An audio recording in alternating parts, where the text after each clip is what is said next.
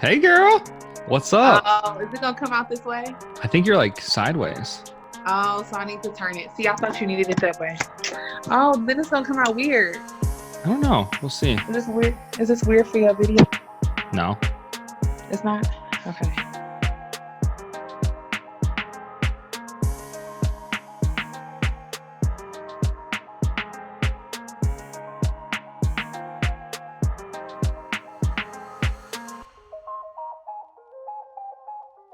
What's going on, world? Welcome to episode 19 of Valley of the Sun Sunday Scaries. I am your host, Sean Nickel, coming at you from beautiful Phoenix, Arizona. So episode 19, I am very, very excited to have on a very special guest, a close friend of mine from college. Her name is Hailey Mangrum. If you don't know who Hailey is, that's shocking to me because Hailey knows literally everybody across the country in every room that has ever existed. That is Hailey. The reason I'm having Hailey on is because I got to experience orientation at Western Michigan University as a leader, meaning that there's 35 student leaders, and it was our job throughout the entire summer to show freshmen around the campus, show them the ropes, kind of give them the tips and tricks of how to succeed.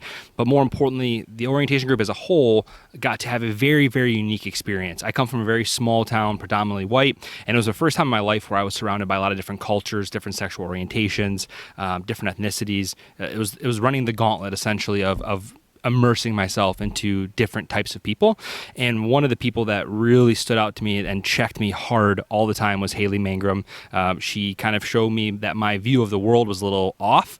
And it was through that experience that I kind of see things through a different lens now. And it's helped me not only socially, but in a business level as well, being able to relate to other people and just to communicate and to just socialize with other people besides people that look just like me. So I wanted to have Hailey on. She's very successful on a professional level, but also I think that she does a very good job articulating and communicating to everybody the importance of being an ally, depending on what community you're trying to be an ally to. And there was a lot of really good things that I took away from this. So without further ado, I'm going to bring on Hailey and we'll have her take it away. Awesome. All right. Well, welcome to episode, I believe it's 19 now of the Sunday Scaries podcast. I have on Hailey Mangrum, one of my all-time faves from Western Michigan University.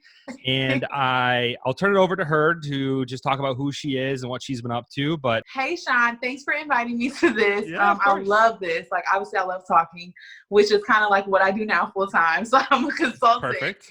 And I get to travel to various fraternity and sorority headquarters and campuses, college campuses, work with chapters, work with students, whoever, on empowering them or just strategies around recruitment and retention and all that kind of stuff. So worked on college campuses. I worked at Virginia Tech. I worked at our undergrad at Western Michigan, grad school at Ball State right after undergrad because I didn't know what I was going to do with my life. And now I'm here. And so I'm just going with the flow. I think what's interesting, I've been telling all my friends this, is with like coronavirus and everything going on, literally every time I leave my house, I feel like it's a holiday because everything's closed. Like, Yeah. It's like, okay, like it's going to open today, right? But I've been thinking, okay, if our lives are so wrapped up in work or career, if career and work weren't options, what would we be doing? So like, how would we be spending our time? What would we be doing on this earth? And so I've really been trying to get back into that. Okay, what am I supposed to be doing? Why am I like here on earth? Yeah. What is part of my purpose? And I don't know yet. It's not cooking. I can tell you that it's not cooking. I know it's talking, but I don't know for what purpose. So I've just been trying to live the dream, whatever that is, and embracing life circumstances. So yeah. Have you been like on a podcast before or anything like this? No, but we do. Because that was like a really natural intro. Like that was like you had done that like on like 10 different podcasts before me. That was really good. No, but for work, I work for a company called Fired Up Productions, and we do videos and have conversations with people all the time. Yeah, so I guess kind of, but not all right. For a podcast. That was good. I was like, man, like, that was like the most. You're like, oh, is it time to start? And like, boom, here's all these things that I know. Action. Yeah, right. So you mentioned before that you're working with like fraternities and sororities right now. I believe you were later into the game of joining us, yes. Correct? Okay, so same with me. And so if you want to just kind of talk about that, I think that there's a lot of people that are later on in their college careers that maybe had considered it, but then had never done it. I did it my senior year, and I don't know were you junior or senior when you did it? Senior. Last semester. Same. Okay. Yeah. And like you were like probably the same as me. You're like, I wish I'd have done this like 4 years ago. So when I got to college, I wasn't interested in Greek life. I vividly remember a conversation with my mom and aunt. She was like, "Are you going to join a sorority up there. They have the Divine Nine. I was like, I don't know what you're talking about. I want to be a Hailey. I'm a Hailey. And I've said that literally if you talk to my parents since I was a kid. So I was interested in nothing but student government and like leadership stuff. Like I was not trying to do anything other than that. My friend wanted to be in a fraternity. And so he had this book called The Divine Nine, The History of African American Fraternities and Sororities. And so he was like, read this. I'm not reading it. It's thick. It's like thick. I'm like, I'm not reading that. So he's like, well, just look at all the sororities within the Divine Nine. And so I said, okay. And so I began reading, and I could not stop reading about Delta. I would literally be in class, like on the website. Like I was the interest trying to log in. There's like a member portal. I was like trying to sneak your way in. I was like, what is going on? So when I had expressed interest and I built relationships with the members of the organization, they weren't able to have intake while I was in undergrad. They weren't able to have intake that year, sophomore year, junior year. So then I was like, okay, you know what? I may never become a Delta here at Western, but I know I'm gonna be a Delta one day. So if I was a Delta at Western, what would I be doing? And I began to just run campus, like literally get involved in everything and like just be Hailey and like be this empowering woman, like whatever the hell. And I tried to be like who the founders were, or who the members were, and like that kind of stuff beforehand. And literally, I will never forget, senior year, it was my last semester of school. It was MLK Day. I just spoke at the MLK parade, whatever. I get home, I'm about to turn my phone off because I'm sick of people, been around people all day. And I get a buzz on my phone, and it's the flyer for information for Delta. Literally call my mom, I need a suit. Because you dress up when you go to like the information or whatever. Child, I was the first person in line. Super grateful, and now obviously a member. But I think what it showed is, regardless of my sorority or not, I was gonna be who I was. I was gonna give back. I was gonna be the crazy Hailey that I am, with or without sorority or any organization. And so I think that's the key. And why I work in sorority and fraternity now, because if you asked me, I would have been like, no, I want to work in leadership programs. And I think I still kind of do that. But I like sorority and fraternity is because of the way we're kind of separated in different councils and different types of organizations. Right. It's almost like literally, all right, the women over here, the men over here. All right, we're going to put white people over here. We're going to put Asian people over here. We're going to put Black people over here. We're going to put Latinx people over there. And so it's like, for me, it was the perfect opportunity to bridge gaps, to help people understand their experiences and just build upon community. And so hence, I'm in fraternity and sorority. But you talked a lot about like bridging gaps and stuff.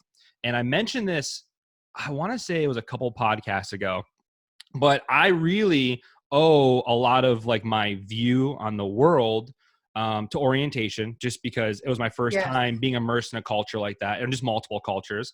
And I was telling somebody, I can't remember who it was, but I was like the reason why I view things the way I view them now is because like I was like checked hard by like you and Talia, like shout out, just her birthday. So shout out, happy birthday, Talia. But like I was like checked hard. Like here I am, like from this small town USA white kid, no real perception on reality. And then like, I'm just getting like checked on a daily basis. Like, oh, I can't say that. I can't do that. Okay. Thank God I'm doing this right now, because I'm learning how the world works.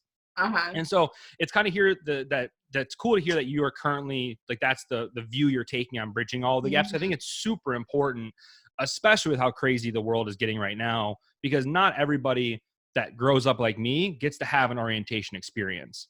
And it's super unique, and it's close quarters. And the people that leave that, you have a different view on different cultures, on ethnicities, on sexual orientation than people that don't have that experience. So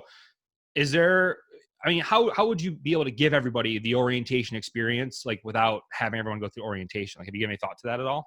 Yeah, and let me tell you something. I attribute a lot of my growth to that experience. And I don't know if it's, because of it's the kind of like college, like most of what you learn is the extracurricular, not what you learn in the classroom. 100%. So I think even for orientation, just by design, maybe not what we were taught directly, but the indirect, learning and environment that we were putting in, I learned a lot about myself and like other environments per se. And so, and I always joke about that to other students. I'm like, the best experience I ever had 100%. Was orientation, and here's why. No question. So the premise of the podcast is, I call it like a quarter life crisis, where you're in your late 20s, early 30s. And so I wanted to kind of see if you had given a thought to what a quarter life crisis was, if you've ever gone through one, if you've been around it, and just kind of see what your thoughts are on that. Who child? Yes, I am. How old am I? 27. I told my friend, I told a student this the other day. I said there was a meme on Instagram that says once you turn 25, you know you're not 30, but you know you're not 25. So I'm like, I'm somewhere in there. Oh, right in between.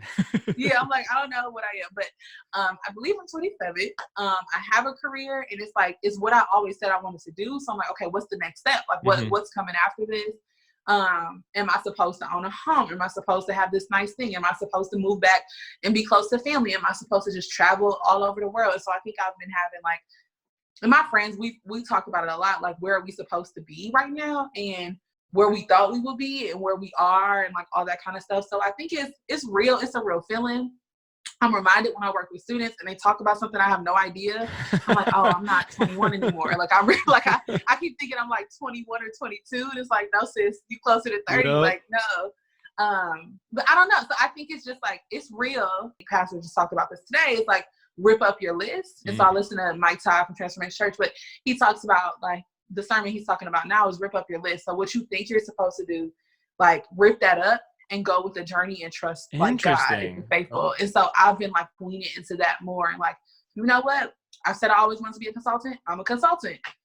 I don't know what's next, but damn it, we gonna keep going until it's revealed. And so I think so I'm right there with you. Like what are you supposed to do? Like it's because there's I don't know, like now specifically, I feel like now that everyone has time to like write blogs and stuff, like everyone has like their opinion of what they're going to be doing or what you should be doing in your late 20s, early 30s. Like, should you travel the world? Should you work? Should you settle down? Should you have a kid? Should you rent? Should you buy? Like, so that's something that's like super relevant to me. Like us living away from home for the first time, like ever starting last year. It's got its cons for sure, but I've like really enjoyed the pros of just being like, it's just me and Christine and we're in a whole different climate and it's a whole different state. And like, so I think one thing that sometimes people fall into the trap is when you stay in the same area for a long time, like you never grow as an individual, you never get the culture of other cultures basically. So it's like, I don't know. I can't see it being any other way than what you're doing and what I'm doing, which is like just being away and experiencing, because eventually there's going to come a time where you're going to have kids and you can't just be like, oh, you're 4. I'm going to leave you with your grandparents for the next month. I'm gonna go travel the world. Like you can't do that. So it's, I don't know. It's an interesting take, but it's funny to hear you say that because it is something that everyone's like balancing. Like, what do I actually do?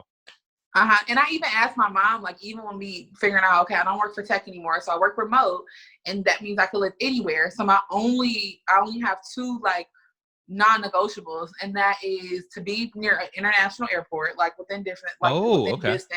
Yeah, so within like when I say distance, I mean like 15 minutes, like not longer than that, of driving, and then being around people who look like me. So like, so I can go to a hair salon, or I can easily like pop in, pop out, because I can't do that where I live now.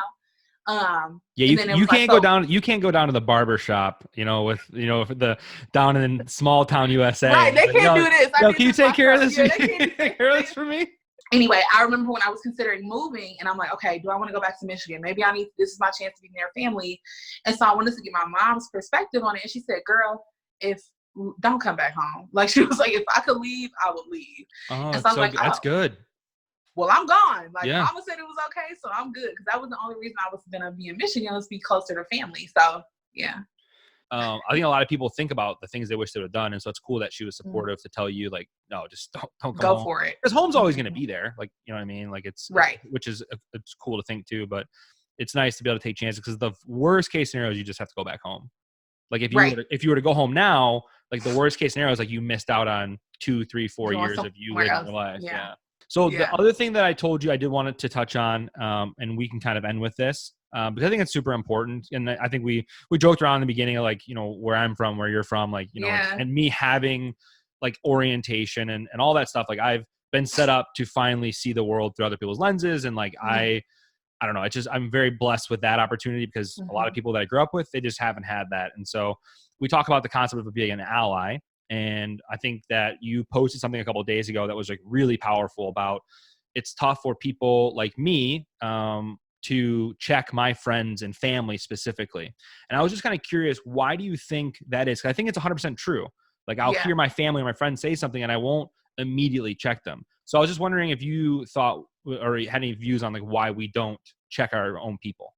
Yeah, I think it comes from, because I used to do it. My parents raised myself and my brothers to always speak our mind, and always speak our mind no matter who it is, and always tell the truth because that's all you have. And so I think why we get afraid to like hold our people accountable is it's like a safety net. Like that's our safe space. And so if Sean is my cousin and Sean says something and I check you and we get into it, then that may ruin or put a rift in this environment that we're in, right? And so we may come back for the holiday and now we're not talking, or now so-and-so didn't come around, or now you may think less of me, or whatever it may be. And so I think those are the first places we need to go, because those are the first places we can be influential. When this stuff happened with Ahmad, I don't even know how to say his name, but I think that's I know what you're talking about though. Okay, so yeah. I think I get so numb. I'm numb to this stuff happening because it's always it happens all the time. So I was happy to see, like, okay, all these people are posting, all these white people are posting. All right, I'm gonna sit back on this one. They got it. Like right. I'm gonna sit back because we did this one. Right? Yeah. Like we got one. And so I think it was, and one of my homegirls texted me, and I was confused. So this is how I knew I was numb, because she texted me and said, "Hey sis, hope you're doing." It was a white girl. "Hey sis, hope you're doing well. If you feel free, I'm thinking of you today. Call me if you want to scream, cry, yell, whatever. I'm here for you." And I'm on FaceTime with my friends. I was like, I like freaked out. I'm like, what happened? I'm like, did I lose my job? Oh, yeah. You're like, yeah, did something in the news come out about me? Yeah, I was like, what happened? And so I'm like, oh, okay. So that's her way of like showing that she's an ally. But here's the thing, and my best friend Demetrius talks about this. I don't need you to text me.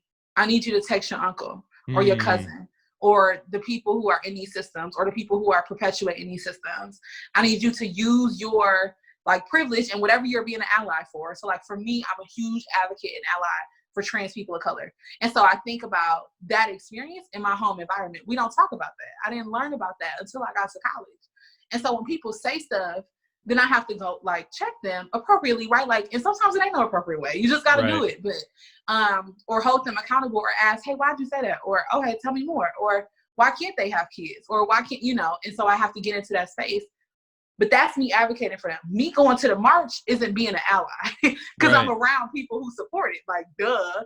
I have to make myself uncomfortable, just like they may be uncomfortable in all those spaces.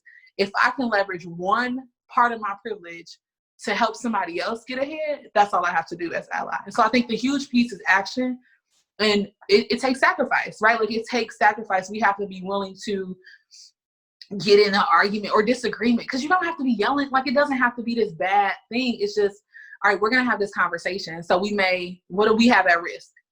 Time, like what, like literally nothing, versus somebody who may not be accepted into that program or may not be granted access into that space or may not get the promotion at work. But we have the opportunity to leverage that in whatever privilege we get to sit in. So yeah, I don't know. I think it took a while for me to understand that, but then I had to go at it. And there was a time where I didn't talk to my father probably for like a month or two until he got his act together. Because I'm like, oh, you're not doing this? Okay, well, I'm not coming home. And I have nothing to say to you. And it didn't get to that point, right? But we just could not see eye to eye. And then we were able to see eye to eye, right? And so it's hard. I think one thing you said that was so good, and I think this is probably more so for people like me, so like the white males of the world for sure. But like what you said is so true. Like being an ally is not going to the march where you're already surrounded by a whole bunch of people that 100% agree with. That's so true. But like in my mind, like I'll go, I'll be like, all right, I really stood for something today. Let's go. I did. I know I did it. Then I'll go home and I'll feel good. But it's so true. Like, it's just like, yeah, you went somewhere where everybody agreed with you and like, they were cool that you were there, but it's like, what impact did you truly have? And then in reality, like I'll go home to an apartment full of guys that I hang out with and they'll say something and I'll be like, oh, like, I know you shouldn't say that, but like, I'm just going to let it slide this time. But like so many this times they all kind of add up, and it's just so wild. Like when you point it like that, I'm like, oh, that's so true. Like I'm so guilty of like, oh, I went to this march or I went to this event, to just show my support, which is cool. Like you're supporting people, but it's truly not, you're not being an ally in like the grand scheme or like of actually making change. So it's just funny. Like it's almost like they should be two different categories. Like, thank you for the support. Now, what are you doing to impact or change? Yeah. And like, Right. And I think even that's from this conversation, I'm like, okay, now I understand it. yeah, and I think it's the key. That's the key. And I think I don't want people to stop going to the marches because Right, you for know what I'm sure, saying. Like for sure. keep Yeah, going, like keep yeah. posting on Facebook, you know, whatever. But I think it's important. Like, and it doesn't have to be. I think my friends and I talk about this too. It doesn't have to be this huge protest or this huge. I'm gonna black out my Facebook or I'm going through and deleting every. Like it doesn't have to be all of that. It's literally just having a conversation or beginning the conversation or figuring out, okay, I'm at this table. Who's not at this table or who's not being discussed at this table or this decision is being made. Who is this leaving out? Who are we putting a barrier up for? And like thinking about that, I think it goes to like there, I don't know. Like it doesn't even have to be a conversation sometimes. It's the way we think or the way we show up. So yeah. But that's definitely a concept that I've been thinking a lot about, which is like me, instead of just immediately trying to pick people that I like to, or who are like me to join whatever I'm doing at work or whatever it might be, how can I approach other people? And I think that's how we grow. Like we continue to grow. Like everything that I know or think isn't because of my parents or because of me. It's because I like just appreciate the environments I've been in college. You know, I wouldn't have the mindset if it wasn't for like if it wasn't for the experiences I've had at Western. And so I tell people all the time, like, I'm thankful for the spaces I'm in because I'm able to grow. Like I don't need to be around Black people all the time. I don't need to be around women all the time. Like it's important for me to be around white men, straight white men, you know, like whoever the hell. So I can get to know them, you know, like and understand people for who they are. So I don't know. I'm very strong in that. Like I don't need to be around all people who think like me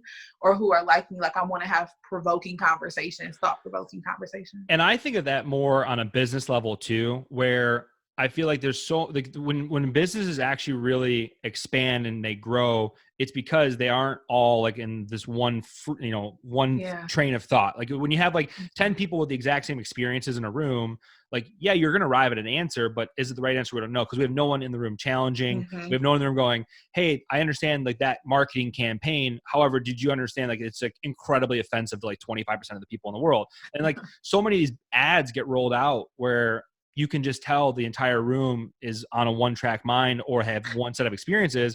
And the moment it's posted is like, hey, that's incredibly insensitive. Like, how did nobody think of that at a multi-billion-dollar company?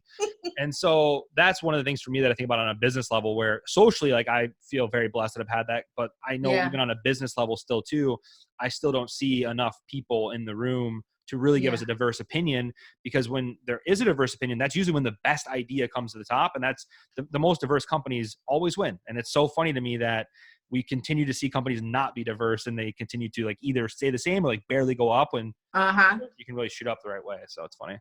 It's funny and it's real. Like that's the absolute truth.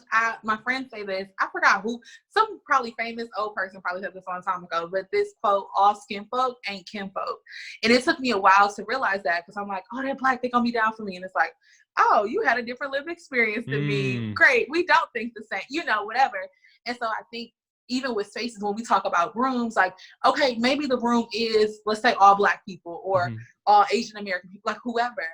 But they could have diversity of thought. And so I think experiences, how are we growing and learning in our own spaces? So these companies, do they have training for their employees?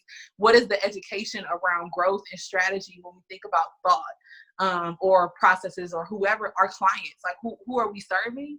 And how are we learning more about our audiences? And if we aren't invested in that, then we're not going to grow or we're not going to meet the masses. And so I think people are like, okay, we got a Black person here. Okay, we good. I'm like, okay, that's great. So true. Like, hey, we have a girl. We have a girl in leadership. Like we got this. Like we're edgy. Like we're new. Yeah, that's so true. And she thinks the same way you think. 100%. So you really didn't do anything. You just put a face. And so Well, again, we're so lucky to have you on for sure, especially with you getting ready to move. We appreciate you fitness your schedule. That's probably super busy, thanks to COVID-19. But hopefully down the road, we get to have you on again. And hopefully the next time we speak, you're like, oh yeah, I'm in charge of, the NFL events of X, Y, and Z. And I'm like, yeah, I remember that podcast and, a long time ago. So we appreciate you so much. Thank you for coming on. And I'm just excited to see what you grow and do in the future.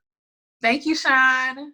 Thank you again, Hailey. I hope that the trip to Charlotte, and I guess the move to Charlotte, is a good one. I'm very jealous. Charlotte is a dream city of mine to want to live. It's ranked, I think, like the top 5 of places in the world to be young, or not the world, but in the country to be young, which is pretty cool.